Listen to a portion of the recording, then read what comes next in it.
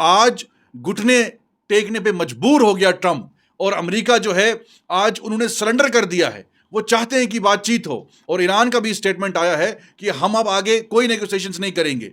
तो ईरान इस वक्त उसका जो ईमान है, ईरान के लोगों का जो ईमान है, जज्बा है, जो ह्यूमन चेन बनी वहाँ ईरान में, आपने देखा किस तरीके से ऊपर से बॉम्ब्स आ रहे थे, बॉम्ब्स गिर रहे थे, लेकिन ईरान के लोग रात को जो है, रात के अंधेरे में भी जो है वो अपने घरों में नहीं रहे, वो सड़कों पे उतरे अपने देश को बचाने के लिए। और वो जज्बा, वो ईमान सिर्फ दुनिया में ईरान के लोगों ने दिखाया। और आज मुश्तबा खामनाई जिस तरीके से लड़ रहे हैं इजराइल के खिलाफ, अमेरिका के खिलाफ, सुप्रीम पावर है दुनिया की, और आज जो है उनके सामने झुके नहीं ईरान के लोग, ईरान की लीडरशिप। तो ये साबित करता है कि ईरान इस वक्त दुनिया का सबसे ताकतवर मुल्क है। क्योंकि जैसे हमने पहले भी कहा कि ये बातचीत जो है ये बेबुनियाद साबित होगी और ये फेल ही होगी।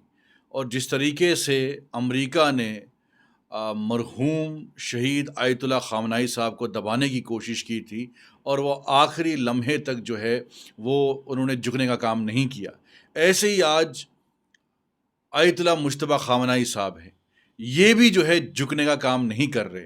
जिस तरीके से कंडीशंस लेके आए थे ईरान की डेलीगेशन इस्लामाबाद में, और उन्होंने कहा था कि हम जो है इन कंडीशंस पे जो है अगर अमेरिका नहीं मानती तो हम कोई बातचीत नहीं करेंगे, और वही हुआ।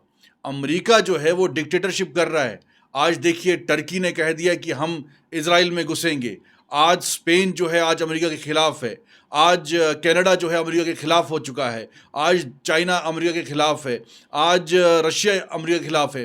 तो दुनिया को ट्रंप ने अपने खिलाफ कर दिया इजराइल के लिए, और इजराइल जो साजिश कर रहा है कई सालों से फ़लस्तीन पे और लेबनान पे और ईरान पे, और अमेरिका, मुझे समझ नहीं आ रहा है कि क्या कमज़ोरी है जो एप्स्टीन फाइल्स का एक्सपोज हुआ है, और उसके बाद जो है ट्रंप बौखला गया है और उसने वॉर शुरू कर दी, और आज घुटने टेकने पे मजबूर हो गया ट्रंप, और अमेरिका जो है आज उन्होंने सरेंडर कर दिया है।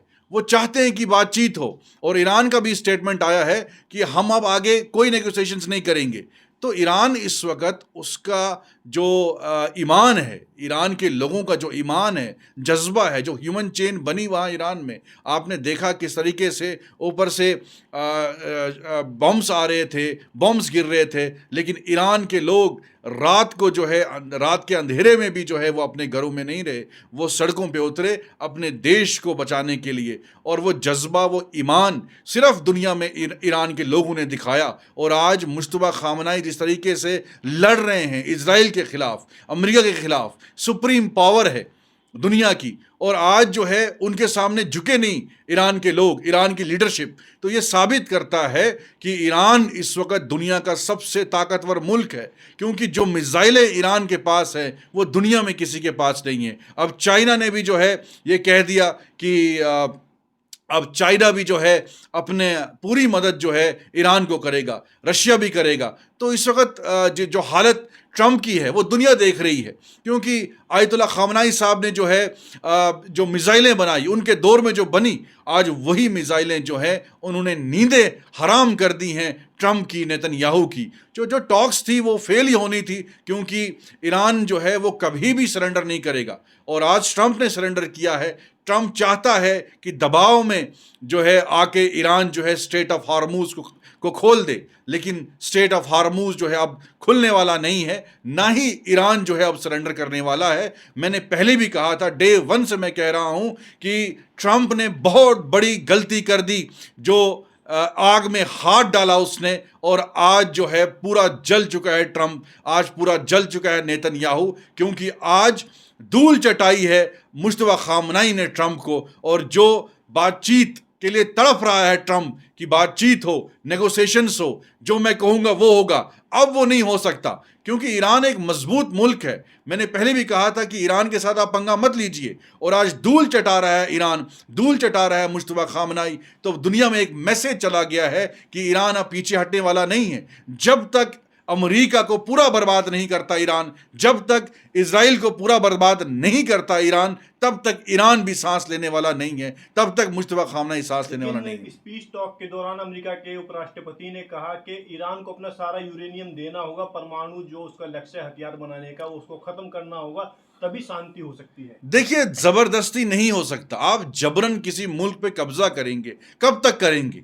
आज दुनिया में आज रशिया के सदर पुतिन का स्टेटमेंट आया है कि जो लोग ये कहते हैं कि हम वर्ल्ड सुपर पावर्स हैं और वो चाहते हैं कि दुनिया में जो हम चाहें वही होगा, आज धूल चाटनी पड़ी उनको। आज धूल चटा रहा है ईरान उनको। ईरान अगर कोई और मुल्क होता, उन्होंने कब तक सरेंडर कर दिया होता।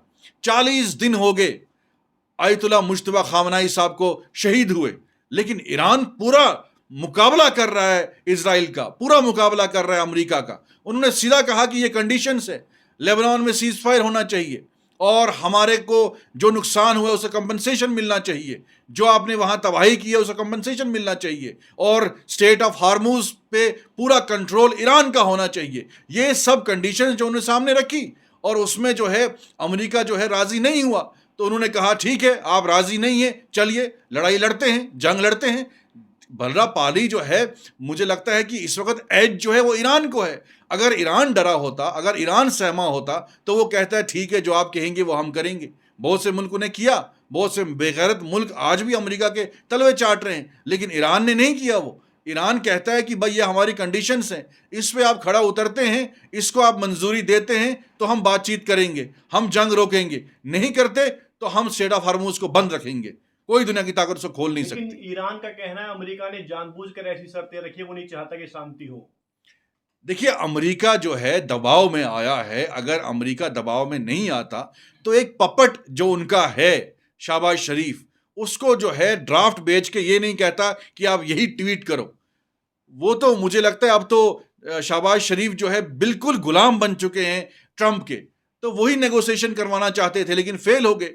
उनको लगता था कि हम जो है गॉड ऑफ ऑनर देंगे ईरान को, हम ईरान की चापलूसी करेंगे तो ईरान मान जाएगा। लेकिन ईरान जो है उसके अंदर ईमान है, वो सच्चे मुसलमान हैं।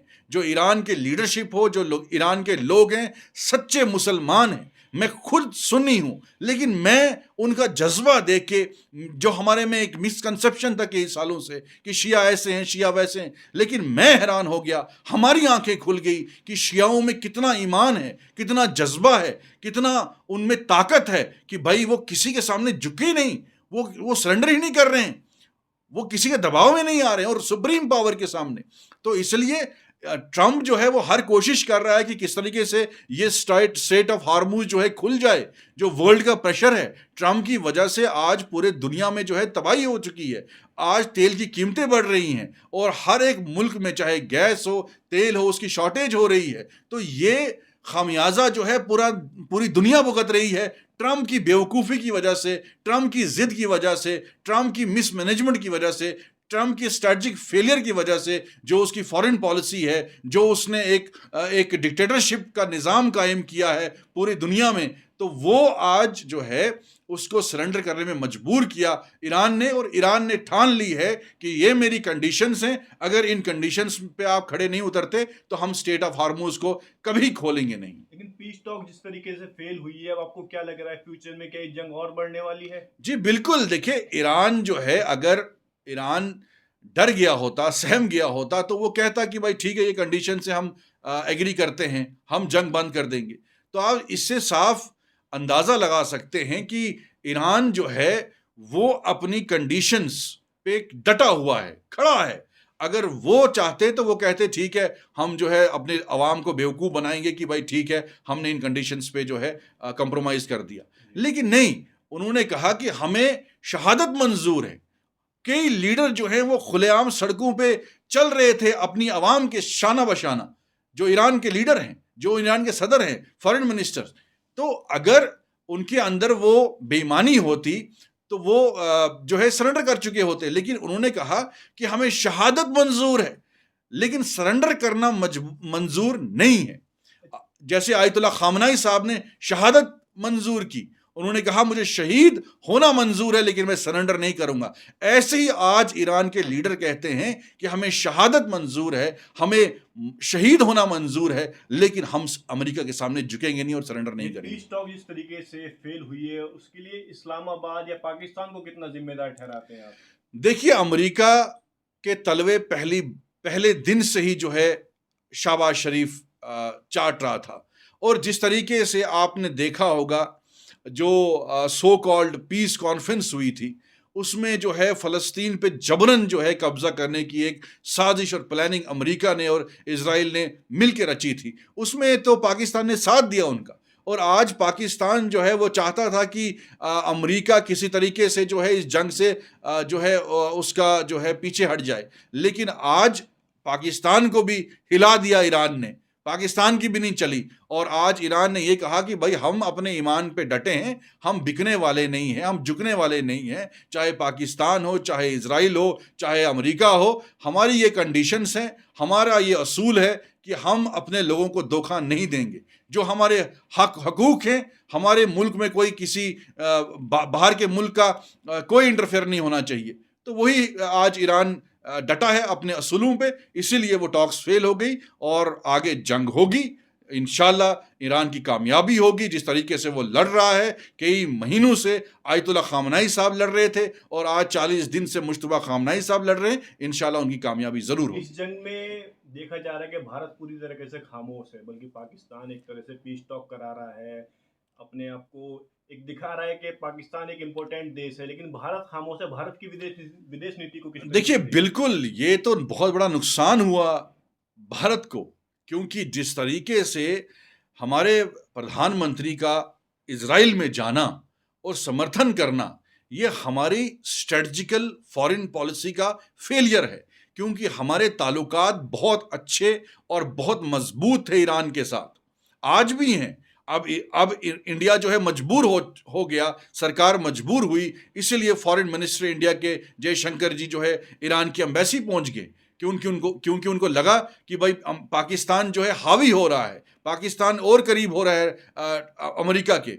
और आज जो पाकिस्तान ने जो कोशिश की तो वो करेंगे ही, लेकिन इंडिया का नुकसान उसमें यह हुआ कि इस वक्त अगर इजराइल का साथ इंडिया ने नहीं दिया होता तो आज इंडिया जो है एक मीडिएटर होता, क्योंकि बहुत सी जंगों में हिंदुस्तान का एक अहम रोल रहा है। हिंदुस्तान पाकिस्तान से एक बहुत बड़ा मुल्क है, मजबूत मुल्क है, स्ट्रेटजिकली जो है हमारे पास जो है वो ऐसी ताकत है कि हम वर्ल्ड की टॉप कंट्रीज के साथ नेगोशिएशन करके इस जंग को रुकवा सकते थे। लेकिन आपने जो है गलत लोगों का साथ दिया, आप तो वहां कहने लगे कि फादर नेशन है। आज वो फादर नेशन जो है नीलाम हो चुका है पूरी दुनिया के सामने। आज स्पेन उसके खिलाफ है, आज कनाडा उसके खिलाफ है, आज चाइना उसके खिलाफ है, रशिया उसके खिलाफ है, और आपको समझ नहीं आ रही है हम इस तरफ जाएं या उस तरफ जाएं। इसका फायदा पाकिस्तान ने उठाया, लेकिन टॉक्स फेल हो गई।